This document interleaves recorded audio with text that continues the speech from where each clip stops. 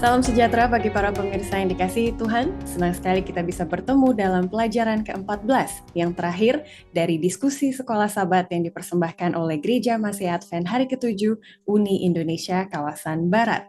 Dalam pelajaran yang ke-14 ini kita akan melihat janji Tuhan yang kekal mengenai langit yang baru dan bumi yang baru dalam judul segala sesuatu baru. Terutama di akhir tahun, menyambut awal tahun, biasanya pada banyak yang belanja, mengharapkan sesuatu yang baru-baru. Nah, untuk keimanan kita pun, kita harus tetap diingatkan untuk segala sesuatu yang baru yang telah Tuhan Yesus janjikan kepada kita. Nah, itulah apakah hanya fantasi belaka atau merupakan kenyataan dan bagaimana kita meyakininya dan juga merealisasikannya bahkan mulai dari bumi ini. Untuk membahas pelajaran ke-14 ini, kita akan berdiskusi bersama Pendeta Sony Situmorang, Direktur Komunikasi Uni Indonesia Kawasan Barat. Shalom Pendeta, apa kabar? Shalom Ivy, shalom pemirsa di mana berada, kabar baik. Kabar baik, puji Tuhan. Nah, ini pemirsa mungkin melihat, lah kok hanya berdua kali ini gitu ya. Apa yang sedang terjadi di Uni Indonesia Kawasan Barat di akhir tahun ini, Pendeta? Karena saya tahu pendeta-pendeta sedang sibuk. Silakan, Pendeta. Jadi kenapa berdua? Karena di setiap daerah sedang ada rapat akhir tahun, dan juga mungkin mereka sedang berlibur. Jadi untuk kali ini hanya berdua agar kebutuhan dari para pemirsa yang setia menyaksikan acara ini boleh dipenuhi. Terima kasih. Terima kasih. Tentunya kami tidak mau melewatkan satu episode pun gitu ya, Pendeta, karena pemirsa selalu menunggunya. Membahas mengenai segala sesuatu yang baru, boleh saya tanya, Pendeta, kira-kira apa yang baru yang Pendeta harapkan dalam pelayanan tentunya ya, atau kehidupan pribadi di tahun depan? Apa yang Pendeta nantikan? Orang cenderung mengatakan New Year sama dengan New Resolution, Iya. resolusi baru. Itu sesuatu yang baru yang bisa mengubah hidup kita menjadi lebih baik, mengubah pelayanan menjadi lebih baik, mengubah keluarga menjadi lebih baik. Arti sesuatu yang baru yang kita sebut dengan apa? Pengharapan yang pasti ya. Pengharapan yang pasti adalah ketika Yesus datang untuk umatnya, dan pengharapan kita ketika Yesus akan memberkati kita pada tahun yang mendatang. Sama seperti kutipannya Ivy. Kecuali kita lupa akan penjagaan Tuhan pada masa yang lampau, Ya. maka kita akan apa? Kita akan mungkin khawatir atau ragu-ragu akan masa depan. Tapi karena Tuhan sudah berkati kita, maka di depan Tuhan akan lebih lagi memberkati kita. Terima kasih, Ivy. Amin, itulah yang menjadi harapan kita semua. Untuk memasuki pelajaran kali ini, saya akan membacakan ayat intinya yang terdapat di dalam Wahyu 1 ayat 17 dan 18. Ketika aku melihat dia, tersungkurlah aku di depan kakinya, sama seperti orang yang mati. Tetapi ia meletakkan tangan kanannya di atasku, lalu berkata, "Jangan takut, aku adalah yang awal dan yang akhir dan yang hidup. Aku telah mati, namun lihatlah, aku hidup sampai selama-lamanya, dan aku memegang segala kunci maut dan kerajaan maut." Mari kita sama-sama berdoa untuk memulai diskusi kita hari ini. Bapa di surga, terima kasih Tuhan telah memberikan kami kesempatan kembali untuk membuka firman Tuhan dan melihat pengharapan dan juga janji kekal Tuhan yang akan menjadi motivasi hidup kami saat ini. Bersamalah dengan kami, pemirsa yang mempelajari, hamba Tuhan Pendeta Sony dan hambamu di sini yang akan memimpin, kiranya ini semua boleh menjadi berkat bagi kami dan juga kepujian bagi nama Tuhan. Di dalam nama Yesus kami berdoa, amin. Baik pemirsa, kita akan lanjut ke hari Minggu dengan judul Langit yang Baru dan Bumi yang Baru.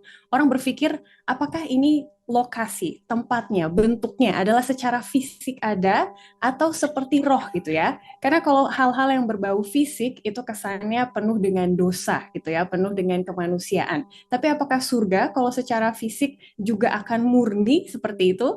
Atau makanya ada orang yang pendapat bahwa surga dan juga tubuh kita nanti di surga itu adalah seperti roh gitu ya, tidak berfisik. Jadi saya kembalikan kepada Pendeta Sony, langit yang baru dan bumi yang baru, apakah benar-benar ada fisiknya seperti itu atau hanya roh, sesuatu yang baka saja? Silakan Pendeta. Baik, terima kasih. Berbicara mengenai langit yang baru dan bumi yang baru, maka kita tidak akan lupa dengan satu ayat atau satu perikop dalam Yesaya 65 ayat 17 sampai 25. Namun sebelum ke sana, kenapa sampai Wahyu atau Yohanes Kekasih menulis buku Wahyu, ketika para pemirsa mempelajari struktur atau tema penulisannya, maka buku Wahyu ini merupakan satu buku yang sesuai dengan namanya revelation, to reveal, yaitu mengungkapkan apa yang akan terjadi pada masa depan. Boleh saya katakan sama seperti buku Daniel yang sifatnya apokaliptik, maka buku Wahyu merupakan satu buku yang sifatnya sejarah, kalau saya katakan sejarah yang belum terjadi. Dan inilah yang membuat kenapa buku Wahyu ini sangat diminati di akhir zaman ini. Namun kita kembali ke pertanyaan, apakah ini fisik atau spirit atau apa atau roh? Ketika para pemirsa membaca paragraf pertama, maka telah dikatakan di sana penegasan ini tidak mungkin apa? Roh. Karena dalam roh tidak ada materi, ya, benar gitu ya? Tidak mungkin roh. Alkitab berbicara tentang surga secara nyata, tetapi tanpa batasan yang dipaksakan oleh kehadiran apa? Kehadiran dosa. Mungkin Ivy biar lebih enak, Ivy. Ya, Boleh buka. Ya, saya 65 ayat 17 sampai 25. Boleh ya, mari dibuka? kita. Sama Ivy Perikopnya boleh buka. adalah perikopnya adalah janji mengenai langit yang baru dan bumi yang baru. Sebab sesungguhnya aku menciptakan langit yang baru dan bumi yang baru. Hal-hal yang dahulu tidak akan diingat lagi dan tidak akan lagi dalam hati. Tetapi beranglah dan bersorak-sorak untuk selama-lamanya atas apa yang kuciptakan. Sebab sesungguhnya aku menciptakan Yerusalem penuh sorak-sorak dan penduduknya penuh kegirangan. Aku bersorak-sorak karena Yerusalem dan bergirang karena umatku. Di dalamnya tidak akan kedengaran lagi bunyi tangisan dan bunyi erang pun tidak. Di situ tidak akan ada lagi bayi yang hanya hidup beberapa hari atau orang tua yang tidak mencapai umur suntuk. Sebab siapa yang mati pada umur 100 tahun masih akan dianggap muda. Dan siapa yang tidak mencapai umur 100 tahun akan dianggap kena kutuk. Mereka akan mendirikan rumah-rumah dan mendiaminya juga. Mereka akan menanami kebun-kebun anggur dan memakan buahnya juga. Mereka tidak akan mendirikan sesuatu supaya orang lain mendiaminya, dan mereka tidak akan menanam sesuatu supaya orang lain memakan buahnya. Sebab umur umatku akan sepanjang umur pohon, dan orang-orang pilihanku akan menikmati pekerjaan tangan mereka. Mereka tidak akan bersusah-susah dengan percuma dan tidak akan melahirkan anak yang mati mendadak, sebab mereka itu keturunan orang-orang yang diberkati Tuhan dan anak cucu mereka ada beserta mereka. Maka sebelum mereka memanggil, aku sudah menjawabnya. Ketika mereka sedang berbicara, aku sudah mendengarkannya. Serigala dan anak domba akan bersama-sama makan rumput, singa akan makan jerami seperti lembu, dan ular akan hidup dari debu. Tidak ada yang akan berbuat jahat atau yang berlaku busuk di segenap gunungku yang kudus, firman Tuhan. Wow, indah Sangat sekali. jelas. Ya. Sangat jelas para pemirsa. Sangat jelas ya. Sangat jelas ketika kita mendengarkan Ivy tadi membacanya, maka nubuatan ini meramalkan atau kerajaan Allah di bumi kelak. Tentunya ini setelah masa 1000 tahun atau masa milenium. Dan Yesaya, penulis yang merupakan hamba Nabi Tuhan, yang secara serta-merta mengatakan ini aku utus aku, memadukan dalam tulisannya, memadukan zaman kekekalan di mana tidak ada dosa dan kematian lagi. Anda bisa lihat ayat 17 dan 19 tadi ya, dengan zaman Mesias, yaitu ke 1000 tahun yang mendahuluinya. Itu kita bisa lihat ayat 19 sampai ayat 25. Coba perhatikan ayat 6, ayat 18 dimulai dengan kata-kata yang menunjukkan perlawanan. Memang akan ada langit yang baru dan bumi baru, tapi Allah juga mempunyai rencana bagi Yerusalem yang sekarang dalam kerajaan 1000 tahun. Intinya apa? Itu bukan spirit atau roh, karena itu adalah secara fisik di mana kita akan menikmatinya setelah masa 1000 tahun. Dan para pemirsa, bila para pemirsa ingin melengkapinya, para pemirsa boleh baca nanti paragraf ketiga sampai kutipan Ellen White di Alpha Omega bagian bawah. Terima kasih, Ivy. Terima kasih Pendeta, sangat jelas sekali ya. Jadi langit yang baru dan bumi yang baru itu sangat nyata gambarannya di Yesaya. Jadi bukanlah spirit ya atau roh, tetapi memang orang yang bekerja, orang yang memiliki kesibukan, ada binatang, ada pohon, ada juga gambaran suasananya gitu ya. Jadi sibuk gitu, penuh dengan aktivitas. Dan untuk membantu kita menggambarkan apa yang akan terjadi di langit dan bumi yang baru, kita diarahkan kepada bagaimana Allah memerintah Israel zaman dulu gitu ya. Karena itu adalah pemerintahan Allah juga yang ideal. Tapi karena masih ada dosa, makanya bangsa Israel mula-mula tidak menjadi bangsa yang ideal seperti itu kan ya, karena ada dosa. Tapi nanti di surga karena tidak ada dosa, dengan cara pemerintahan yang sama, maka semuanya akan menjadi nyata dan sempurna gitu ya, seperti yang kita harapkan. Pertanyaan terakhir pendeta untuk hari Minggu sebelum kita ke hari Senin, di bagian bawah gitu ya, tanpa pengharapan ini, kira-kira apa yang akan terjadi dalam kehidupan kita? Ini sama dengan pertanyaan nomor 3 di hari Jumat, katanya ketika orang-orang mendengar kalimat langit yang baru dan bumi yang baru, ada beberapa yang merasa pesimis gitu ya. Jadi ada kelompok orang yang bergembira karena akan ada harapan ini, tapi ada orang-orang yang pesimis juga karena mereka berpikir ini too good to be true gitu ya, terlalu indah sepertinya untuk menjadi kenyataan. Jadi pertanyaannya kembali lagi ke hari Minggu di bagian bawah ya. Apa nasibnya kita? Apa yang akan terjadi kepada kita tanpa harapan ini? Mungkin kita boleh imajinasi begitu pendeta ya untuk menjawab hal ini. Silakan pendeta. Salah satu yang perlu digarisbawahi ketika penulis pelajaran algoritma menulis ini, maka dia gunakan kalimat banyak penulis sekuler ya, tanpa Iya. harapan akan kekekalan seperti disajikan dalam kitab suci. Memang penulis sekuler akan menggunakan logika berpikir. Itu pada pelajaran hari Jumat ya. Apakah logika di balik pesisisme? Ya kan sudah digabungkan itu. Mereka tidak percayakan Iya. kehidupan abadi. Sedangkan ini, para pemirsa di rumah, ini berbicara mengenai iman. Pisteo Iya. atau pistis, iman yang dihidupkan. Bukan iman yang hanya pengetahuan. Dan ketika berbicara tentang masa depan, biasanya para pemikir, para logika, para pemikir menggunakan logika berpikir akan rumah yang besar, harta yang banyak, keluarga yang ideal, aset akan bisa diwariskan. Namun saya katakan, ketika kita masuk pada pelajaran hari Minggu, maka harapan yang kekal tersebut adalah langit yang baru dan bumi yang baru. Di mana Pak? Di sana gembala surgawi menuntun gembalaannya ke mata air yang hidup. Bahkan dikatakan apa? Pohon di sana memberikan buahnya setiap bulan dan daun pohon itulah untuk keperluan bangsa-bangsa. Atau lebih jelas tadi sudah baca di paragraf ketiga bagian B, sangat jelas. Intinya apa yang kita tidak pernah pikirkan di balik apa yang berusaha Alkitab ini, itu yang kita alami sekarang tanpa harapan. Artinya apa? Pribadi ini tidak berpikir bahwa apa yang Alkitab katakan ini adalah kebenaran. Dia hanya berpikir karena dia penulis, ini merupakan fiksi atau imajinasi dari penulis itu belaka. Namun ingat, sekali lagi, kita hidup oleh iman. Dan tanpa iman, kita besarnya kuasa Yesus, penjagaan Yesus, dan keajaibannya bagi hidup kita. Terima kasih, Ivan. Amin. Mari pemirsa kita coba merenungkan gitu ya. Kalau kita tidak lahir atau tidak besar dengan pengetahuan ini, kira-kira apa yang menjadi semangat kita? Apa yang menjadi harapan kita akan masa depan? Boleh gunakan logika, baru gunakan iman gitu ya untuk mempertimbangkan apa jadinya saya tanpa harapan ini. Terima kasih, kita akan lanjut ke hari Senin. Untuk melihat, menggambarkan segala sesuatu yang baru, kita akan kembali ke bait suci Allah. Karena di surga, itu menurut Wahyu 7 dan juga Wahyu 21 akan beroperasi seperti bait suci Allah. Nah, itu bagaimana pendeta ceritanya? Apakah ada bait secara fisik di surga atau surga secara keseluruhan dengan umat-umatnya di dalam itu adalah bait Allah tersebut? Boleh, silakan.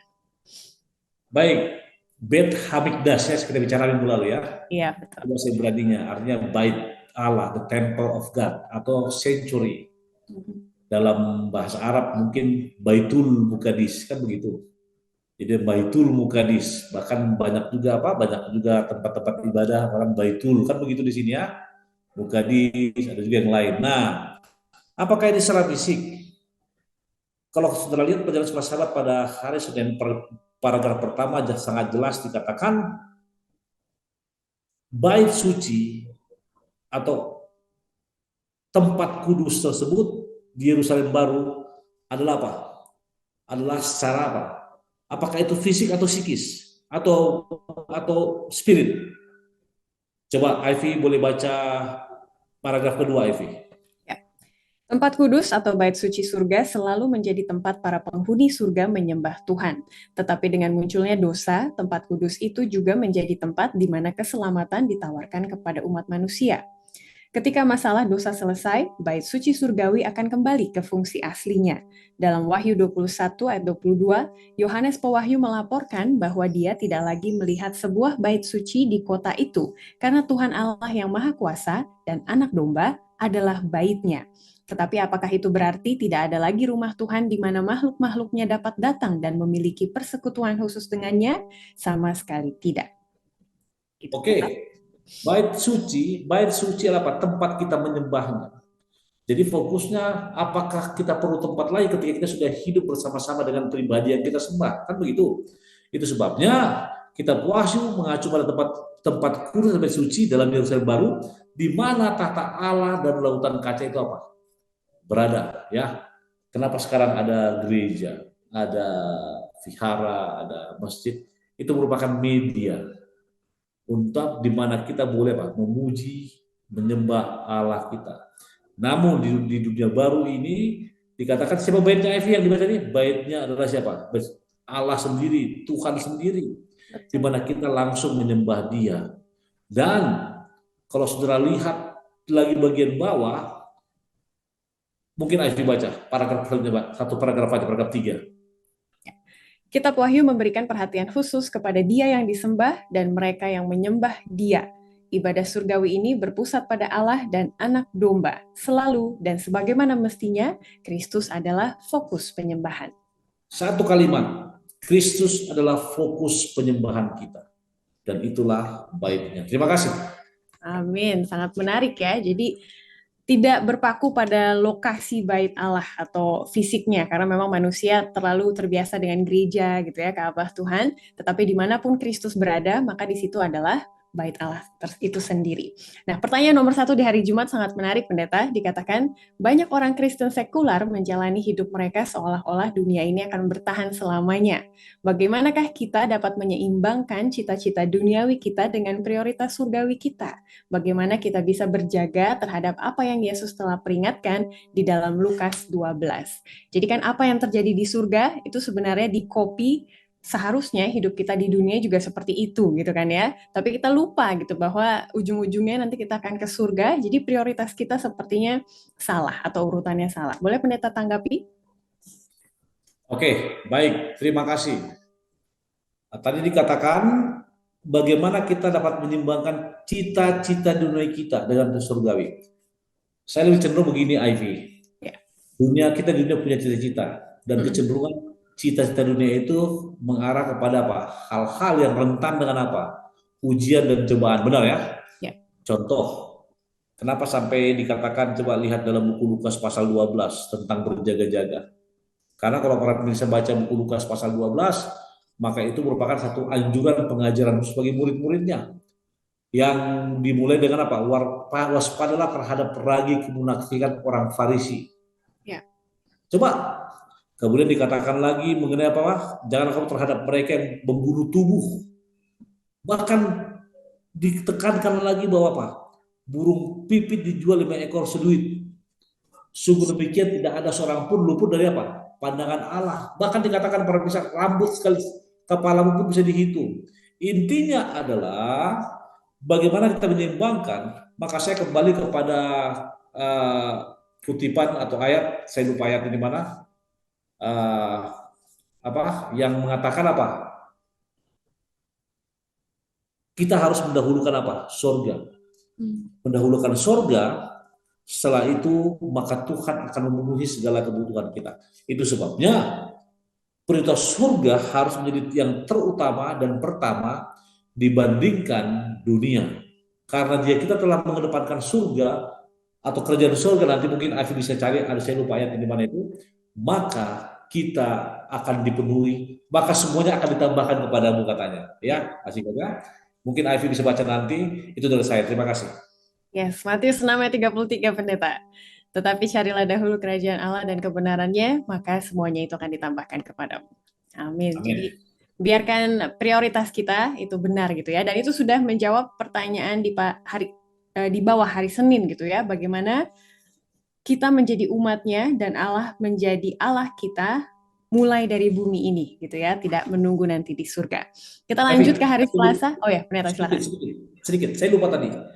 Tadi bicara mengenai bait suci, ada para penyembah. Ya. Saya mau katakan para penyembah tersebut orang yang keluar dari kesukaran besar, kalau kita baca di paragraf keempat, Ya. yang mengalami kesepitan Yakub, yang mencuci jubah mereka dan buat putih darah anak domba. Artinya apa? Mereka lah saksi hidup dari apa? Dari kuasa Allah yang menebus dan mengubahkan mereka. Dan itu siapa? Bukan orang lain.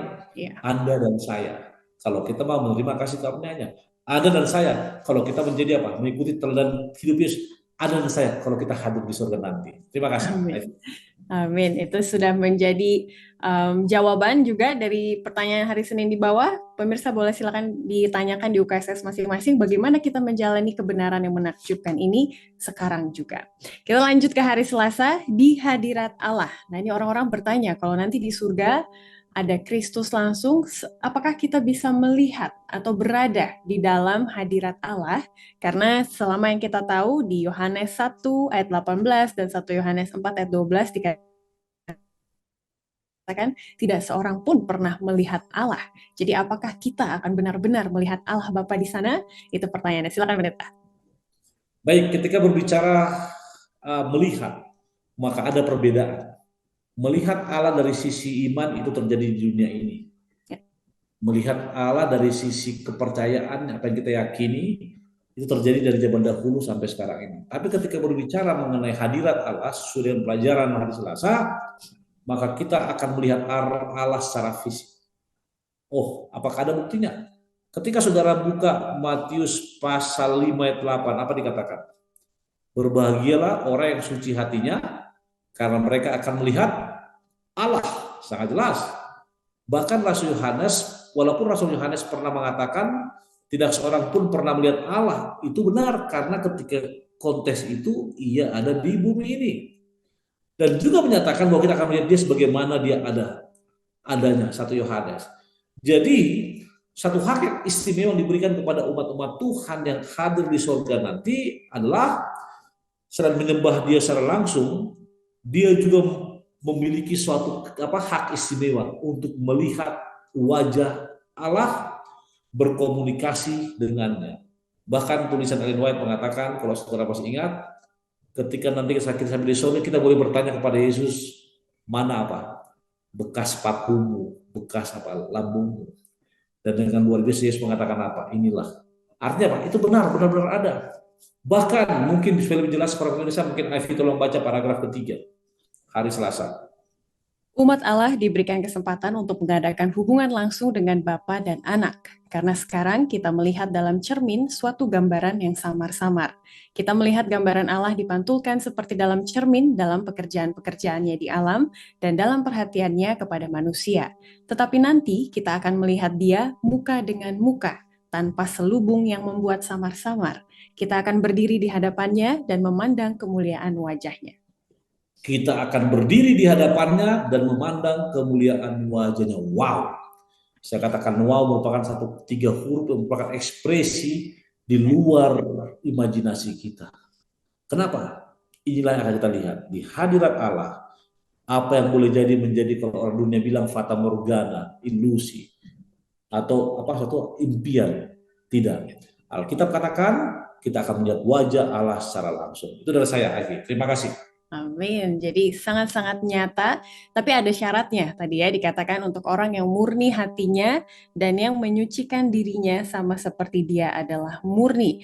Dan ini ada hubungannya dengan sanctification, pendeta ya, penyucian, dan itu ada kata yang berhubungan juga mengenai ketaatan gitu, obedience. Boleh pendeta jelaskan sedikit mengenai konsep gitu ya, bagaimana kita memiliki peran dalam ketaatan supaya kita juga bisa layak untuk masuk kerajaan surga nanti. Oke, kesucian dan murni hatinya merupakan 2 kalimat yang terintegrasi. Kenapa saya katakan terintegrasi? Ditambah obedience, penurutan.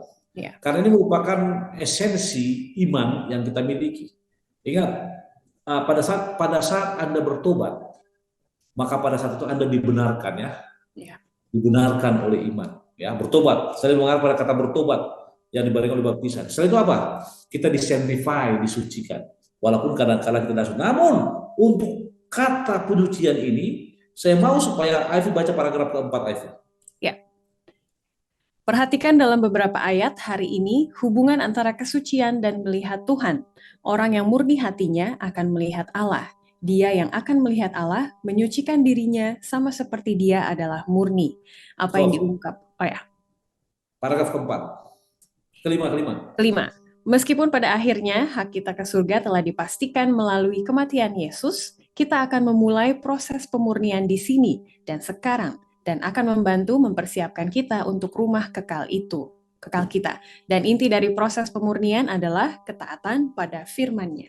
Saya mau tekankan bagian ini. Tidak mungkin seorang dimurnikan kalau dia tidak taat akan firman-Nya. Ya. Firman Tuhan, saya mau katakan, implementasi kasih Tuhan termaktub dalam 10 hukum. 1-4, kasihlah Tuhan Allahmu dengan segenap hatimu, segenap jiwamu. 5-10, kasihlah sama manusia seperti dirimu sendiri. Masalah kita sekarang ini, di zaman modern ini, masih banyak orang yang percaya bahwa 10 hukum itu tidak diikutin. Ya. Ketika tidak diikutin, maka ketaatan tidak ada di dalamnya. Ketaatan adalah penurutan. Ketaatan adalah mengikuti apa yang Yesus lakukan. Terima kasih, Ivy. Amin. Pemirsa, mari kita renungkan dan juga diskusikan bersama UKSS masing-masing, terutama pertanyaan nomor 2 di hari Jumat ya. Jadi kalau penyucian itu dimulai di sini, di bumi dan juga sekarang, apa yang harus kita lakukan untuk mengubah rumah tangga dan kehidupan pribadi kita menjadi ungkapan kecil dari prinsip-prinsip surgawi? Apapun yang Anda bahas, boleh juga di komen di bawah video ini supaya kita akan membacakannya di pelajaran mendatang. Kita akan lanjut ke hari Rabu. Ini suatu konsep yang kita sudah kenal mengenai surga, di mana tidak ada lagi kematian dan air mata. Saya langsung bertanya pertanyaan yang paling bawah di hari Rabu ya, Pendeta, untuk menyimpulkan pelajaran hari Rabu ini. Bagaimana kita bisa belajar untuk percaya bahwa di surga nanti memang tidak ada lagi kematian dan air mata? Karena selama hidup di dunia, itu sangat-sangat penuh dengan kekerasan, ketidakadilan, kekejaman, dan lain-lain. Jadi sepertinya sulit untuk membayangkan ada satu tempat di mana tidak ada kesusahan sama sekali, di mana tidak ada kedukaan sama sekali. Seperti itu. Silakan Pendeta. Luar biasa tata tulis dari pelajaran hari Rabu. Pertama dikatakan, teori keabadian jiwa itu tidak ada, oke? Bahkan disambung lagi tidak ada perkabungan atau tangis atau duka cita. Nah, saya akan bahas itu lagi kenapa? Karena sudah kita bahas pelajaran yang lalu. Namun saya akan coba masuk langsung paragraf keempat. Mungkin Afif bisa baca. Kita dapat percaya bahwa dalam penghakiman terakhir, Tuhan akan memperlakukan setiap manusia dengan adil dan penuh kasih. Semua orang yang kita kasihi, yang mati di dalam Kristus, akan dibangkitkan dari kematian mereka untuk bersama kita sepanjang kekekalan. Mereka yang tidak layak untuk hidup kekal, akhirnya akan lenyap, tanpa harus hidup di surga yang tidak menyenangkan atau di neraka yang terus menyala. Kenyamanan terbesar kita berasal dari cara Tuhan memperlakukan semua orang dengan adil. Ketika kematian secara pasti tidak ada lagi, orang-orang yang ditebus akan berteriak dengan gembira, "Hai maut, di manakah kemenanganmu? Hai maut, di manakah sengatmu?" Inilah merupakan penyebab dari air mata. Kenapa kita menangis, saudara? Karena sedih. Oke? Makanya dikatakan di surga tidak ada kesedihan. Bahkan Tuhan berjanji tidak ada kematian. Yang paling luar biasa lagi, janji Tuhan yang pasti mengenai langit dan bumi yang baru dan juga menjawab pertanyaan tadi diterangkan pada paragraf terakhir. Mohon dibaca, Ivy. Tuhan berjanji. Tuhan berjanji bahwa di langit yang baru dan bumi yang baru, Dia akan menciptakan hal-hal yang dahulu tidak akan diingat lagi dan tidak akan timbul lagi dalam hati. Ini tidak berarti bahwa surga akan menjadi tempat amnesia, melainkan bahwa masa lalu tidak akan merusak sukacita surga yang abadi. Wow, coba perhatikan. Masa lalu tidak akan merusak sukacita surga yang abadi. Jawaban untuk itu adalah yang dibaca oleh Ivy tadi. Terima kasih, Ivy. Amin, sangat menguatkan ya. Ini merupakan penghiburan dan juga harapan kita. Dari satu kalimat yang singkat, tidak ada lagi kematian dan air mata, itu sudah menjelaskan banyak hal, termasuk menempas pemikiran ataupun teori bahwa jiwa itu abadi gitu ya. Gimana abadi kalau misalnya dosa masih ada? Apakah kita bisa bahagia di surga gitu kan ya? Tentu jiwa tidak abadi. Terakhir kita ke hari Kamis dengan judul namanya ada di dahi mereka. Ini kita akan melihat kepada orang-orang kudus yang akan suatu saat nanti masuk ke surga, ada nama Tuhan di dahi mereka. Apa maksudnya itu, Pendeta? Ketika bicara mengenai Wahyu pasal 22 ayat 3 sampai 5 Ya. dan mengarahkan kepada namanya ada di dahi mereka. Perhatikan kata namanya ini huruf besar ya Nyanya. Ya. Ini berarti nama Yesus, nama Tuhan ada di dahi mereka. Dan ketika kita berbicara mengenai dahi, maka itu mengarahkan kita kepada pola pikir, kepada pikiran kita, kepada sifat karakter kita. Makanya ketika pikiran Anda, kehidupan kita dipenuhi oleh Roh Kudus, hanya berfokus kepadanya, itu sama saja dengan kita menerima rencana keselamatan yang Tuhan telah berikan. Dan janji kehidupan kekal akan menjadi bagian kita. Nah, ingat, peristiwa pembunuhan Lucifer, Adam, Hawa, dibalas Tuhan dengan apa? Memberikan kesempatan untuk apa? Untuk diselamatkan, yaitu rencana keselamatan. Dan ketika nama Tuhan di dahi kita, maka apapun kita lakukan akan sesuai dengan kehendaknya. Namun untuk melengkapinya, Ivy akan baca paragraf kedua hari Kamis. Ya. Pusat dari rencana keselamatan adalah janji kehidupan kekal berdasarkan jasa Yesus kepada semua orang yang menerima dengan iman persediaan besar yang disediakan di kayu salib. Sebelum salib, setelah salib, keselamatan selalu melalui iman dan tidak pernah melalui perbuatan. Betapapun banyak perbuatan baik yang dilakukan itu merupakan ekspresi keselamatan kita. Ekspresi keselamatan kita. Apa arti ekspresi?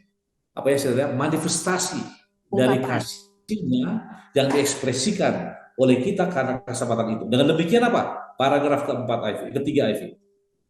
Dengan demikian, kita dapat memiliki jaminan keselamatan jika kita telah menerima Yesus, telah berserah kepadanya, dan telah mengklaim janji-janjinya, termasuk kehidupan baru sekarang di dalam Dia. Dan jika kita bersandar sepenuhnya pada jasa-jasanya dan tidak pada yang lain. Abraham percaya hal itu diperhitungkan kepadanya sebagai kebenaran, sama halnya dengan kita. Terus, jadi inilah artinya memiliki namanya tertulis pada dahi kita. Jika kita memilikinya tertulis di sana sekarang dan tidak berpaling darinya, maka itu juga akan tertulis di sana di langit yang baru dan juga di bumi yang baru. Saudara-saudara, jangan pernah berpaling darinya. Artinya apa? Jangan pernah, walau dalam hubungan muda-mudi, cheating ya. Iya. Ya cheating. Artinya orang muda-mudi ya nanti ya kalau Ivy punya pacar mungkin ya jangan pernah Pak berpaling dari pacarnya. Suami juga demikian dengan istrinya. Namun yang paling luar biasa dikatakan di sini, jangan pernah duakan Tuhan. Yeah. Biarlah dalam pikiranmu, setiap waktumu, hanya Tuhan yang Anda pikirkan, maka nanti namanya itu tertulis di sana langit yang baru dan juga bumi yang baru. Terima kasih Ivy. Amin.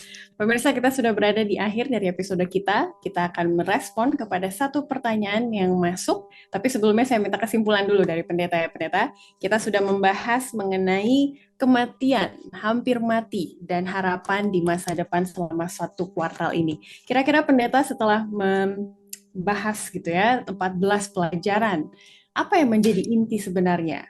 Maksud dari penulis, maksud dari gereja kita membawa tema ini di akhir tahun 2022 supaya apa yang bisa kita ubah pandangan kita ataupun hidup kita di tahun 2023. Silakan pendeta. Salah satu alasan kenapa penulis membawakan tema ini menurut saya pribadi adalah ketika dunia ini dipenuhi dengan dunia apa? Ketika dunia dengan apa? Dengan hal-hal yang logis. Ya. Bahkan kalaupun mereka percaya hal-hal yang tidak logis, maka mereka percaya pada hal-hal yang apa saya katakannya, yang mistis dalam arti orang banyak berbicara mengenai kematian, hampir mati, dan orang bicara mengenai harapan. Hanya harapannya berbeda. Ingat, ada harapan yang aneh saya katakan. Harapannya apa? Ada kehidupan di balik kematian. Harapannya apa? Akan ada dunia lain setelah mati. Harapannya akan apa? Tidak benar yang Alkitab katakan. Jadi intinya adalah ketika penulis memberikan judul harapan masa depan, maka kepastian surga, kepastian keselamatan Janji keselamatan tersebut akan menghapus semua Pak, semua doktrin atau dogma-dogma yang ada. Saya katakan kepada para pemirsa pada masa yang lalu, sekarang ini sosial media dipenuhi dengan hal-hal yang di luar nalar. Saya akan sebutkanlah, ada kehidupan di balik kematian. Bahkan orang mati pun bisa berjalan.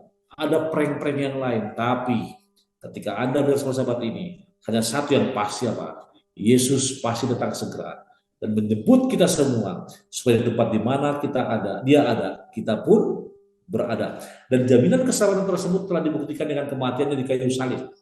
Itu sebabnya salib Kristus akan menjadi ilmu pengetahuan dan nyanyian umat tebusan selama-lamanya. Dan dalam Kristus yang berkali itu mereka akan melihat Kristus yang disalibkan dan tidak akan pernah dilupakan bahwa Ia yang berkuasa menciptakan dan menopang dunia-dunia yang begitu banyaknya ini. Intinya adalah apa? Pertikaian besar itu dimenangkan oleh Yesus sendiri dan dosa dihilangkan. Dan keselamatan serta hidup kekal akan menjadi bagian saudara dan saya. Itu dari saya, Evi. Terima kasih. Amin, puji Tuhan. Saya pribadi merasa sangat terberkati dengan topik yang kalau boleh dibilang sulit untuk dijelaskan kepada orang lain gitu ya, terutama bagi para pemirsa ataupun umat-umat Tuhan yang telah mengalami kematian keluarga dekat gitu ya, orang-orang yang dicintai, maka sepertinya pengharapan itu makin tipis gitu ya persediaannya. Tapi dengan belajar 3 bulan ini kita sama menggali firman Tuhan, ternyata porsi dari pengharapan itu makin tebal gitu ya. Ada banyak yang bisa kita pegang untuk menguatkan hidup kita selama di dunia ini sambil menunggu kedatangan Yesus yang kedua kali dan juga momen di mana kita akan bertemu dengan orang-orang yang kita kasihi yang sudah lebih duluan gitu beristirahat ya. Pemirsa, jika ada berkat spesial ataupun highlight dari yang pemirsa rasakan selama kuartal ini, boleh dituliskan di kolom komen bawah. Kami akan berbagi berkat gitu ya, sharing apa yang sudah menjadi kekuatan selama ini, pelajaran mana yang sangat menarik atau sangat menyentuh hati kita, boleh juga di-share di kolom komen. Dan satu pertanyaan yang sudah dijanjikan yang akan kami respon, datang dari akun Blank Station X2X. Pertanyaannya sangat simpel, Pendeta Sony Situmorang, apakah setan bisa menyembuhkan? Nah, ini datang dari pelajaran lalu ya, mengenai penipuan akhir zaman dan juga pandangan Alkitabiah. Silakan Pendeta. Setan bisa berperilaku seperti malaikat terang. Ya. Sebabnya satu ayat mengatakan bukan setiap orang yang berseru Tuhan Tuhan adalah dia sendiri. Bahkan satu ayat dalam 1 Petrus 5:8, kalau saudara masih ingat, ini merupakan amaran bagaimana kemampuan setan untuk mendramatisir, bersikap, berperilaku seolah-olah menjadi Kristus. Makanya di buku Wahyu dikatakan patungnya. Ada apa arti patung? Yang menyerupai, yang mirip. Mungkin bisa baca, sadarlah, berjaga-jagalah, lawanmu si iblis berjalan keliling sama seperti singa yang mengaum-ngaum dan mencari orang yang dapat ditelannya. Kalau hanya menyembuhkan, itu sangat mudah baginya, bahkan mengadakan mujizat-mujizat. Ya, dalam terminologi orang yang tidak tahu itu mujizat, tapi hati-hati. Ingat, kita pelajari bagaimana setan bisa menggunakannya. Bahkan 2 minggu lalu kita pelajari bagaimana Evi, Raja Saul pun bisa melihat Samuel di Endor ya. Samuel di Endor bukan secara fisik, tapi apa? Spirit yang diminta oleh tukang tenung di sana. Intinya adalah orang Kristen harus sadar bahwa jangankan menyembuhkan, semuanya setan bisa melakukan. Bahkan saya mau katakan kepada account Blank Station, ingat ketika anak-anak bertemu dengan Tuhan, apa kata Allah? Silakan kamu uji atau cobai Ayub, asal jangan kamu ambil apa? Nyawanya. Ekspresi kalimat asal jangan kamu ambil nyawanya menunjukkan atau mengindikasikan bagaimana kemampuan setan itu. Jadi saya mau katakan, setan bisa melakukan hal tersebut. Hanya satu yang tidak bisa dikatakan Alkitab, Bapak. Ketika Tuhan sudah jangan pernah ambil nyawanya.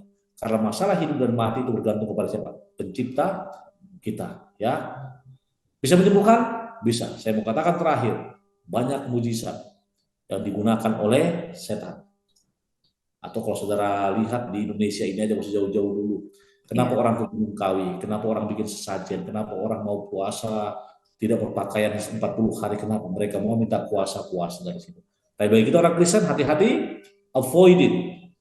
Hindarkan itu. Jangan apa? Jangan pernah berhubungan itu dan fokus kepada Yesus sehingga di dahi kita, di pikiran kita hanya surga yang menjadi tujuan kita. Terima kasih, Ivy. Amin, sudah sangat jelas. Terima kasih Pendeta Sony Situmorang dan juga yang menanyakan Blank Station X2X.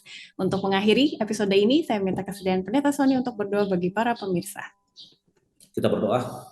Bapak Semawi, terima kasih Tuhan untuk pelajaran dan kesempatan yang indah ini. Engkau telah memberkati hamba-Mu, Ivy, dan juga Daniel di belakang layar. Dan juga para pemirsa yang menyaksikan acara ini.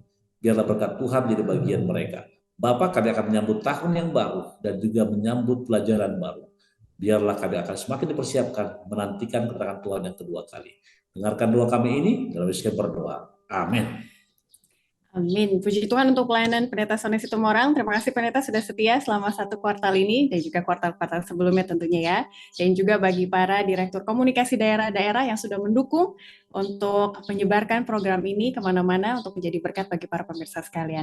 Dan dengan berbahagia saya juga menyampaikan terima kasih kepada para pemirsa untuk partisipasi dan juga interaksinya dari minggu ke minggu yang sangat menghangatkan dan sangat mensupport program ini untuk terus berjalan. Jika ada harapan dan juga masukan untuk bulan-bulan berikutnya, silakan dimasukkan di kolom komen. Kami akan mereviewnya bersama-sama supaya menjadi berkat yang lebih spesial lagi bagi kita sekalian. Kita akan bertemu lagi minggu depan dalam pelajaran yang baru. Jika sudah mendapatkan pelajarannya, mari kita pelajari bersama-sama. Kita akan membahas mengenai mengelola bagi sang guru sampai dia datang. Ada tanggung jawab yang harus kita lakukan sambil menunggu kedatangannya. Semoga kita bisa mengelolanya dengan baik. Tetap sehat, tetap semangat. Selamat tahun baru. Tuhan berkati kita semua.